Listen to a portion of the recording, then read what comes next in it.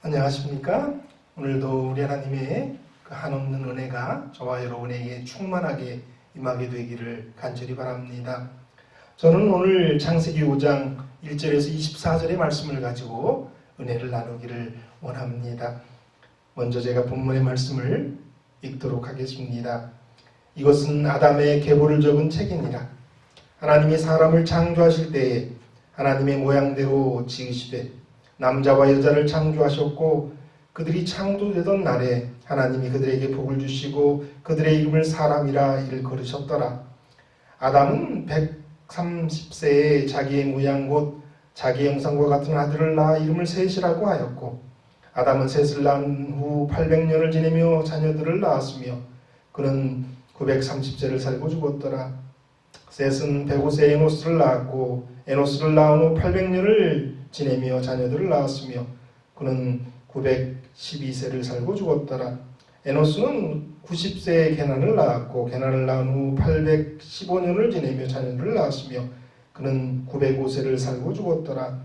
게난은 70세에 마할랄레를 낳았고 마할랄레를 낳은 후 840년을 지내며 자녀들을 낳았으며 그는 910세를 살고 죽었더라. 마할랄레는 65세에 아레를 낳았고 아렛을 낳은 후 830년을 지내며 자녀를 낳았으며 그는 895세를 살고 죽었더라. 아렛은 160세에 에녹을 낳았고 에녹을 낳은 후 800년을 지내며 자녀들을 낳았으며 그는 960세를 살고 죽었더라. 에녹은 65세에 무드셀라를 낳았고 무드셀라를 낳은 후 300년을 하나님과 동행하며 자녀를 낳았으며 그는 365세를 살고 살았더라. 에녹이 하나님과 동행하더니 하나님이 그를 데려가심으로 세상에 있지 아니하였더라. 아멘. 창세기 5장 1절에서 5절까지 아담에 대한 이야기가 나옵니다. 하나님이 아담을 창조하셨고 아담이 셋을 낳았고 그리고 930세를 살고 죽었다라고 나옵니다. 아담의 이야기를 이렇게 5절에 걸쳐서 설명하고 있지만 정말 그의 삶은 그 어떤 말로도 형용할 수 없을 만큼 그리고 어떤 무게도 그의 삶의 무게를 측정할 수 없을 만큼의 생이었던 것이 분명합니다. 부조와 선지자에 보면 이런 이야기가 나옵니다. 그는 자자손손 9대에 이르기까지 낙원에 있었던 사람의 거룩하고 행복스러운 지위에 대하여 묘사하며 하나님께서 고난을 통하여 그분의 율법에 엄격히 복종해야 할 필요를 자기에게 가르치신 것과 그들을 구원하시기 위하여 자비스러운 준비를 마련하신 것을 그들에게 설명하면서 자기의 타락의 역사를 반복하여 말하였다. 그러나 그의 말에 유의하는 사람들은 거의 없었다. 자주 그는 그의 후손들에게 이와 같은 재난을 초래한 죄를 범한 데에 대하여 통렬한 비난을 받았다. 930세를 살면서 9대를 아담은 봅니다. 그리고 그가 에덴 동산에서 어떤 일을 했었는지, 왜 쫓겨났는지 그런 이야기들을 하고 우리 하나님의 뜻이 무엇인지 자녀들에게 전했습니다만 또 손주들, 증손주들에게 전했지만 그의 많은 후손들이 그의 말을 따르지 않았고 또 그를 비난하는 그런 시간들을 아담이 보냈다는 것입니다. 이런 증언도 있습니다. 아담의 생애는 비탄과 겸비와 통회의 일생이었다. 에덴을 떠났을 때 그는 죽음을 피할 수 없으려는 생각으로 공포에 떨었다. 그의 장자 가인이 아울을 죽였을 때 그는 처음으로 인간의 가족 가운데에서 죽음의 실제를 알게 되었다. 자기의 죄에 대한 심한 가책과 아벨이 죽고 가인이 버림을 받은 이중 슬픔으로 아담은 고뇌로 기가 꺾였다. 그는 마침내 홍수로 인한 세상의 멸망을 초래할 전 세계의 편만한 부패를 목격하였다. 창조주께서 그에게 내리신 사형 선고는 처음에 무섭게 보였으나 약 1000년 동안 죄악의 결과를 목도한 후에 그는 고통과 슬픔의 생애를 끝나게 하시는 하나님의 자비라는 것을 느꼈다. 그가 930년을 살았으니까 그는 그보다 먼저 죽었던 많은 자손들의 죽음을 보았을 것입니다. 다 자기의 죄라고 느꼈을 것이고 아파했을 것입니다. 세상은 타락해 갑니다. 다 그의 잘못입니다. 그 모든 것들을 지나면서 정말 아담은 눈물로 또 회개로 그의 삶을 보낼 수밖에 없었던 것이죠.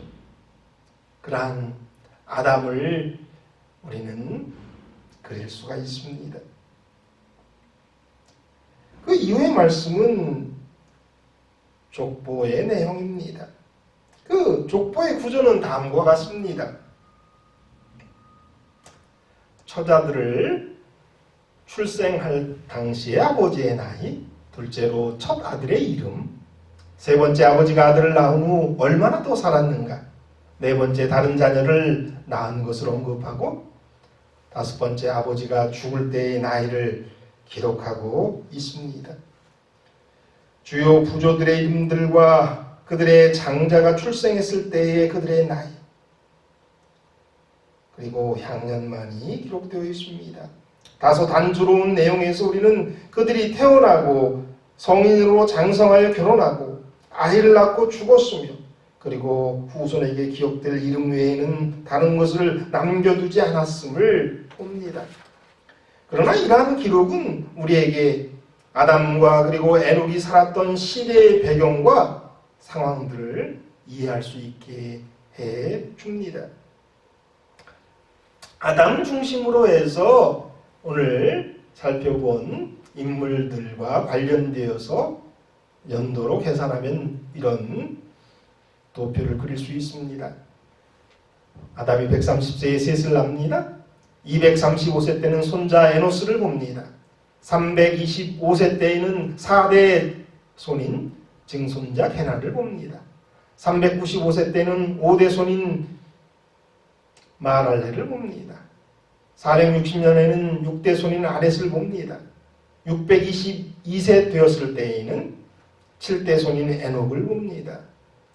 687세 때에는 8대 손인 무드셀라를 보고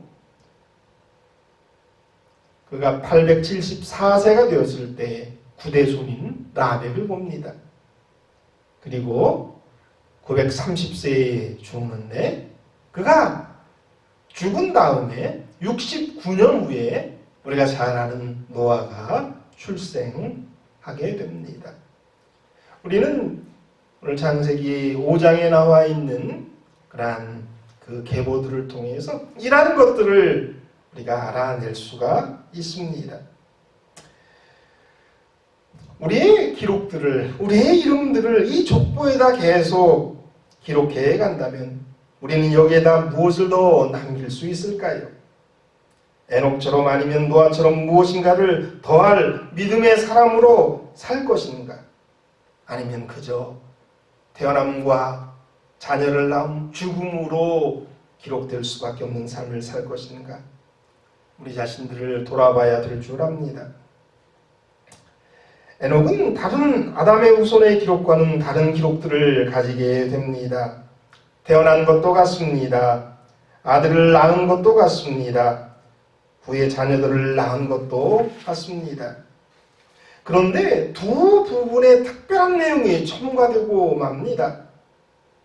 에녹의 아버지 야렛과 에녹의 기록을 한번 비교해 보십시다. 여기 야렛은 162세에 에녹을 낳았고 똑같습니다. 에녹은 65세에 무드셀라를 낳았고 에녹을 낳은 후에 800년을 지내며 자녀를 낳았으며 무드셀라를 낳은 후 300년을 하나님과 동행하며 자녀들을 낳았으며 그는 962세를 살고 죽었더라. 그는 365세를 살았더라. 여기 빨간 글씨로 다른 두 부분을 여기 보여주고 있습니다. 지내는 삶과 하나님과 동행하는 삶이 다른 것을 보게 되죠. 그리고 그 결과가 완전히 달라지는 것을 보게 됩니다. 에녹의 아버지 야렛은 살고 죽었고 에녹은 살았더라라고 하는 그러한 말씀으로 그의 기록이 적혀 있는 것을 보게 됩니다. 아담의 죽음이 헛되지 않았다라는 것, 우리가 알 수 있습니다. 아담의 죽음과 그의 믿음의 길보를 잇는 자녀들의 죽음이 헛되지는 않았을 것입니다.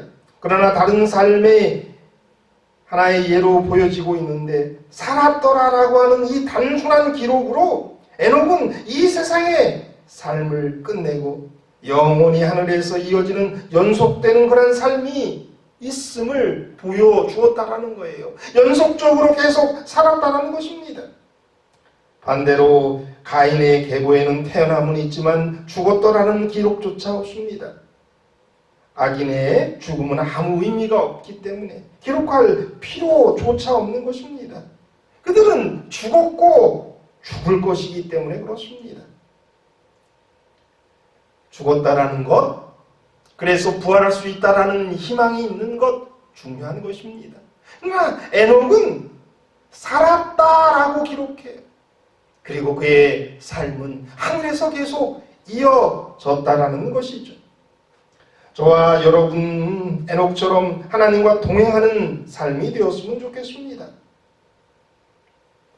농담입니다만 그래서 우리의 인사도 바뀌어야 될 줄 압니다.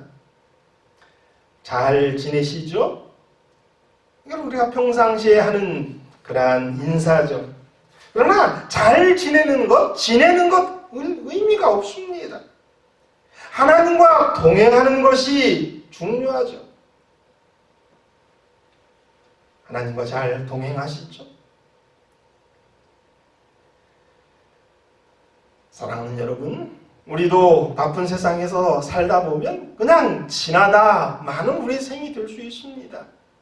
그러나 에녹은 달랐습니다.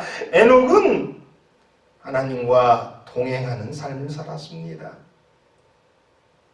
저와 여러분도 예수님 만날 때까지 우리 하나님과 동행하는 그러한 삶을 살게 되기를 간절히 바랍니다.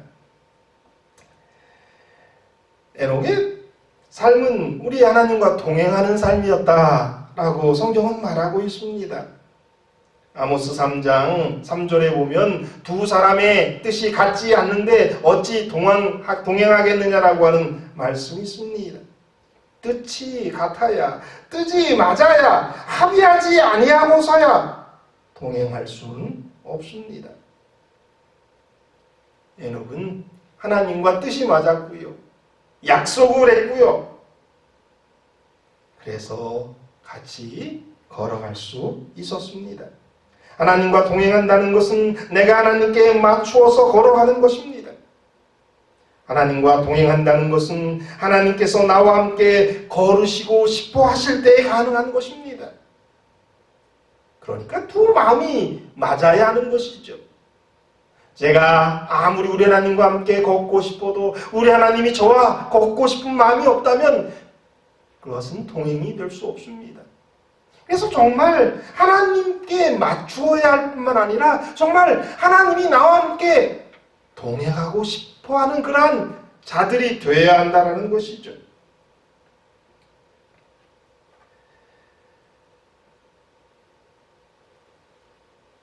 하나님의 말씀을 행동의 규례로 삼고 그의 영광을 그의 모든 행동의 목표로 삼는 것입니다.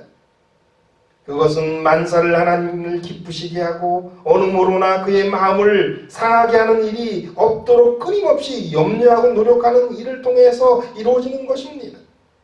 상대방의 뜻에 맞도록 마음이 상하지 않도록 하는 일이 불가능한 것이 아님을 우리는 알고 있습니다.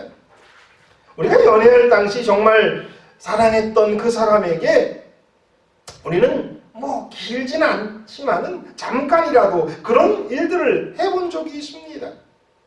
그 사람에게 우리의 모든 초점을 맞추고 그 사람의 마음이 상하지 않도록 그 사람을 배려하고 그 사람의 뜻을 들어주는 그러한 시간들이 있었을 것입니다. 그런데 우리들의 문제는 그렇게 그러한 순간들이, 그러한 사랑의 시간들이 오래 가지 않는다는 것이죠. 정말 사랑했는데, 정말 그래서 배려했는데, 다 맞추었는데, 내게 그만큼 그도하지 않는다면 우리의 마음이 삐지고 상하고 지쳐서 결국은 멀어지게 되고 사랑이 식어지는 그러한 일들이 우리에게 있었습니다. 그런데 에녹은 300년을 하나님과 동행했다라는 겁니다. 우리는 그 짧은 시간 그런 경험들을 해봤는데 에녹은 300년을 우리 하나님과 동행했단 말입니다. 하나님의 뜻에 맞추어 살았단 말입니다. 에녹은 아마 결혼하기 전에도 하나님을 사랑했을 것입니다. 첫 아이 무두셀라를 가졌을 때에는 세상을 심판하시겠다는 하나님의 계시를 받았을 것입니다. 그리고 그 아들의 죽음이 심판의 경고가 될 것이라는 말씀도 들었을 것입니다. 그래서 하나님의 명령에 따라 그가 죽으면 세상의 끝이 온다는 뜻으로 해석될 수 있는 이름 무두셀라라고 그의 첫 아들의 이름을 지었습니다. 이 무두셀라의 이름의 뜻은 우리 다음 시간에 좀 더 다루도록 하겠습니다.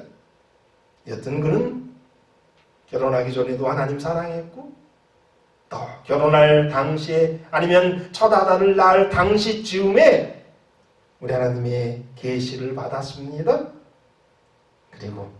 그래서 그의 아들의 이름을 무두셀라라고 지었단 말입니다. 우리가 여기서 알 수 있는 것은 이런 겁니다. 하나님을 예배하는 것, 또한 하나님의 계시를 듣는 것, 아주 중요한 거지만 이게 하나님과 동행하는 것과는 다른 것임을 여기서 보여주고 있는 것입니다. 그러니까 동행하는 것은 그거보다 훨씬 다른, 훨씬 깊은 하나님과의 교제임을 우리는 알 수 있습니다. 계시를 들었습니다. 그리고 아들을 낳았습니다. 그리고 그의 신앙은 더욱 깊어져 갔습니다.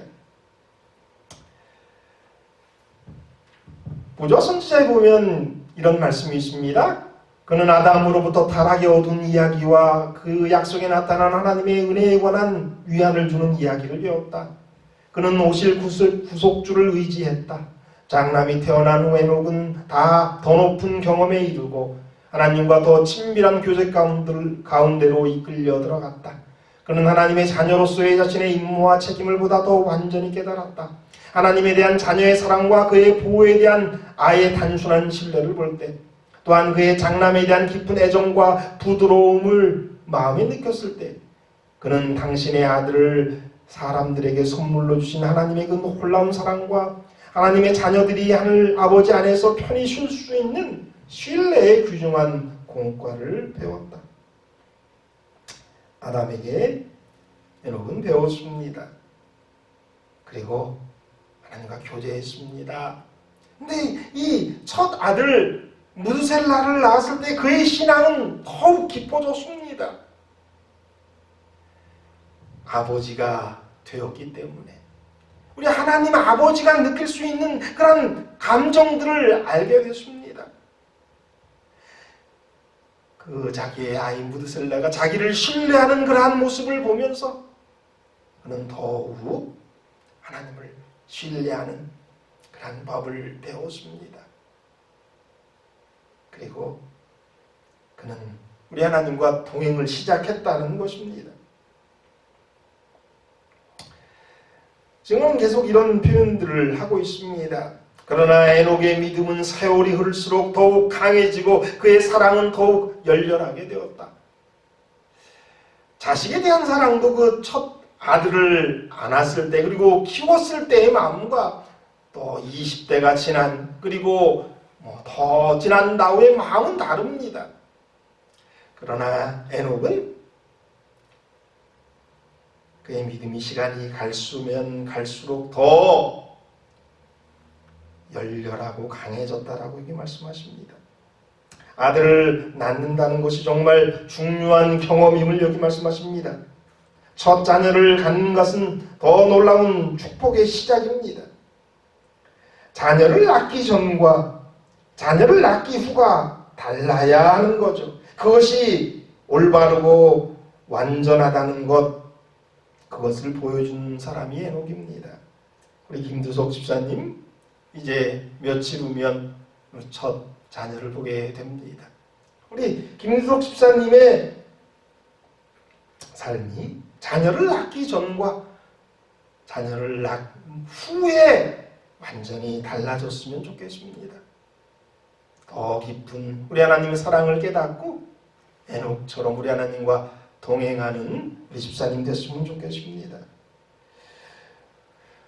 에녹은 무드셀라를 낳은 후 300년을 하나님과 동행했습니다.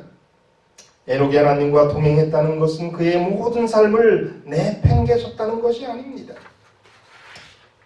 증언은 계속 이런 얘기를 합니다. 에녹이 하나님과 동행한 것은 황홀경 속에서나 이상 중에서가 아니라 그의 일상생활의 모든 의무를 행하는 가운데서였다. 세상에서 하나님을 위하여 할 일이 있었던 까닭에 그는 이 세상을 완전히 등지는 운둔자가 되지 않았다. 가정에서와 사교 생활에서 남편이와 아버지로서 친구로서 시민으로서 그는 확고부동한 하나님의 종이었다. 그가 하나님과 동행한 것은 그냥 세상과 등진 상태에서 세상을 버린 상태에서 어느 산골에서 하나님과 동행한 것이 아니었습니다. 그는 아버지로서의 삶을 살았습니다. 그는 아들로서의 삶도 살았을 것입니다. 그는 친구로서 시민으로서 살아갔습니다. 그러나 여기 말씀하시기를 그는 하나님을 위해서 또한 할 일이 있었기에 이 세상에 살았다라는 거예요. 세상을 완전히 등진지 않았다라는 겁니다. 동행하는 것, 우리의 삶 가운데서 하는 겁니다. 에녹이 그의 삶 가운데서 300년을 우리 하나님과 동행했던 것처럼 저와 여러분도 우리의 삶 가운데에서 우리 하나님과 동행하시게 되길 바랍니다. 그럴 수 있다라는 예를 보여준 사람이 에녹입니다. 아까도 잠깐 살펴보았지만 그는 세상에서 하나님을 위하여 할 일이 있었습니다. 그래서 그는 전도자의 삶을 살았고 그는 선지자의 삶을 살았던 것을 우리는 보게 됩니다. 에녹은 의의 전도자가 되어 하나님께서 그에게 계시한 바를 백성에게 알렸다. 주를 두려워한 자들은 이 거룩한 사람을 찾아와 그의 교훈을 받고 그와 함께 기도하였다. 에녹 당시에 분명히 하나님을 믿고 따르고 예배하는 사람들이 있었습니다. 그런 사람들 중에 여러 문제가 있을 때, 또 고민이 있을 때, 기도받고 싶을 때 에녹을 찾아갔다라는 것입니다. 또 이런 말씀도 증언은 말하고 있습니다. 그는 또한 공적으로도 일하며 경고의 말씀을 듣고자 하는 모든 자에게 하나님의 기별을 전하였다. 그의 사업은 세 족속에게 국한되지 않았다. 가인이 하나님의 낯을 피하여 도망하려고 했던 그 지방에서 하나님의 예언자는 그가 이상 가운데 본 놀라운 광경을 알렸다. 에녹은 자기 혈족 또 하나님의 아들로 불리우는 우리 셋의 자손들에게만 전도하지 않았다는 겁니다. 가인의 후예들에게 가서도 전도했습니다. 우리는 알 수 없습니다만 분명히 가인의 후예들 가운데서도 구원받을 자가 있을 것입니다. 하나님의 전도자, 그의 삶으로 우리 하나님을 증언했던 에녹이 우리 가인의 후예들에게 가서 전도했을 때 그들의 마음이 뜨거워졌을 것이고 그들도 회개했을 것이고 하나님을 받아들였을 것이다 라고 저는 생각합니다. 에녹은 전도자의 삶을 또한 선지자의 삶을 살았습니다. 유다서 1장 14절에서 15절에 보면 우리 에녹이 예언했다라고 말하는 장면을 보게 됩니다. 제가 읽어보겠습니다. 아담의 칠대손 에녹이 이 사람들에 대하여서도 예언하여 이르되 보라 주께서 그 수많은 거룩한 자와 함께 임하셨나니 이는 무사람을 심판하사 모든 경건치 않은 자가 경건하지 않게 행한 모든 경건하지 않은 일과 또 경건하지 않은 죄인들이 주를 거슬려 한 모든 완악한 말로 말미암아 그들을 정죄하려 하심이라 하였느니라. 에녹이 살았을 당시 모습이 이랬다는 겁니다. 경건치 않은 많은 일들을 에녹은 보았습니다. 아담도 보았습니다. 그런 자들에게 나가서 예수님이 먼 훗날 심판자로 오실 것이다 라는 그러한 예언을 우리 에녹이 전했다라고 성경은 말합니다.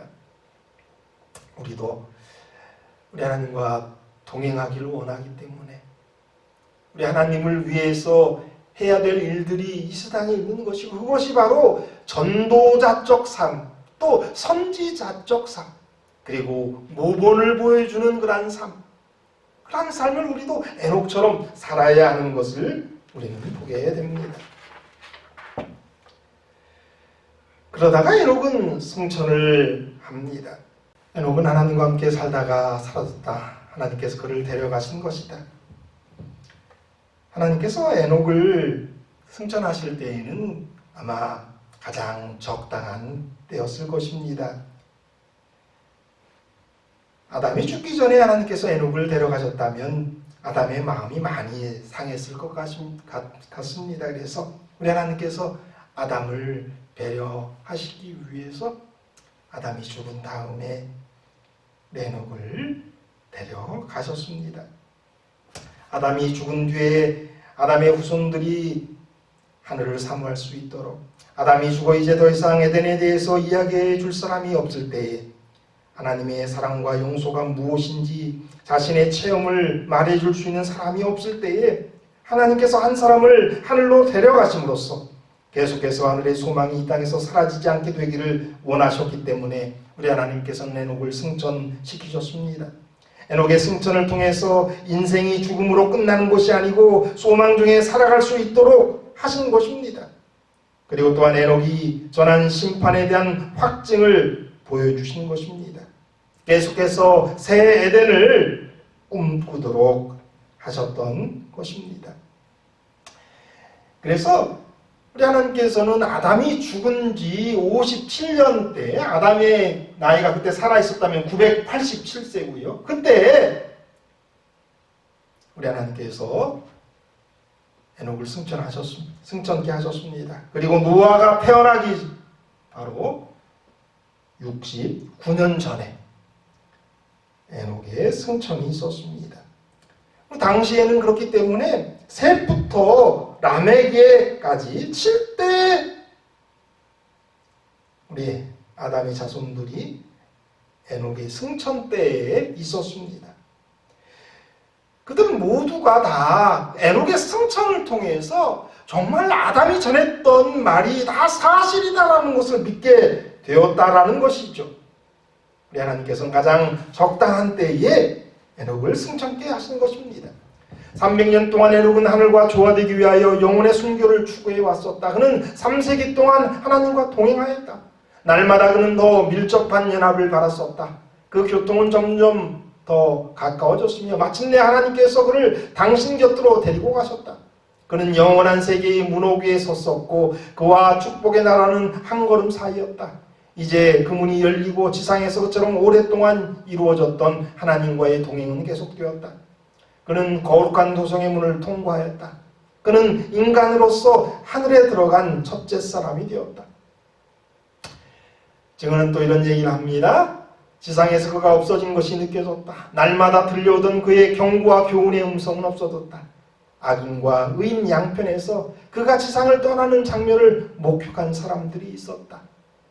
그냥 갑자기 내려가시는 것이 아니라 우리 하나님께서 그의 승천을 몇 사람들이 악인 편에서나 의인 편에서나 볼 수 있게 하셨다라는 것입니다. 사람들은 하나님의 율법을 순종하는 것이 가능하며 죄 많고 부패한 자들 가운데 살 때라도 그들이 하나님의 은혜로 말미암아 유혹을 물리치고 순결하고 거룩하게 될 수 있다는 가르침을 받았다.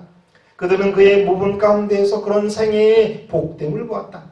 그리고 그의 승천은 순종하는 자는 기쁨과 영광과 불멸의 생명을 상급으로 받고 범법자는 정죄와 재앙과 죽음의 판결을 받는다는 장래에 관한 그의 예언이 진리라는 증거였다. 히브리서 11장 5절에 보면 우리가 잘 아는 말씀이 있습니다. 믿음으로 에녹은 죽음을 보지 않고 옮겨졌으니 하나님이 그를 옮기심으로 다시 보이지 아니하셨느니라. 그는 옮겨지기 전에 하나님을 기쁘시게 하라는 자라하는 증거를 받았느니라. 에녹의 삶은 이처럼 하나님과 인간 사이에 생긴 죽음의 장벽을 뛰어넘어 영생에 갈 수 있는, 영생으로 갈 수 있는 것에 대한 최고의 간증, 최고의 증거가 된 것입니다. 오늘 말씀의 중요한 핵심은 무엇일까요? 우리도 에녹처럼 하나님과 동행할 수 있다는 사실입니다. 동행은 하나님과 같이 걸어가는 겁니다. 그래서 동행은 하나님을 기쁘시게 할 때 가능한 것입니다. 동행은 믿음이 있어야 가능한 것입니다. 동행은 뜻이 같아야 가능한 것입니다. 동행은 자식을 낳으면서 하나님의 사랑을 깊이 느꼈을 때에 가능한 것입니다. 동행은 그의 삶을 그냥 지내는 게 아닐 때에 가능한 것입니다. 동행은 사실 쉬운 것은 아닙니다. 그러나 불가능한 것도 아니죠. 우리의 짧은 생애 가운데서도 동행했던 그런 경험들이 있고, 에녹은 300년을 우리 하나님과 동행했다라고 우리에게 말씀하시기 때문에 동행이 불가능한 것이 아니다라는 것 우리는 압니다. 이제 우리가 에녹처럼 우리 하나님과 동행해야 할 때입니다. 예수님 오실 때까지 동행해야 될 줄 압니다.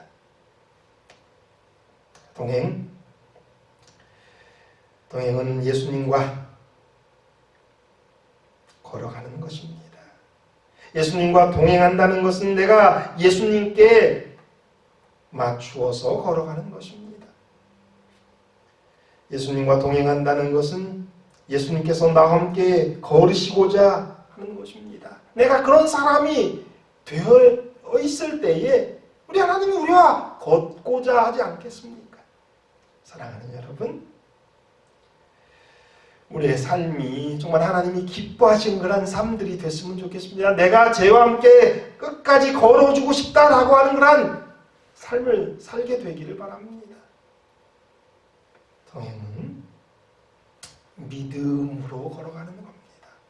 많은 불신, 유혹 그런 것들이 있지만 믿음을 가지고 우리 하나님 의지하며 걷는 겁니다.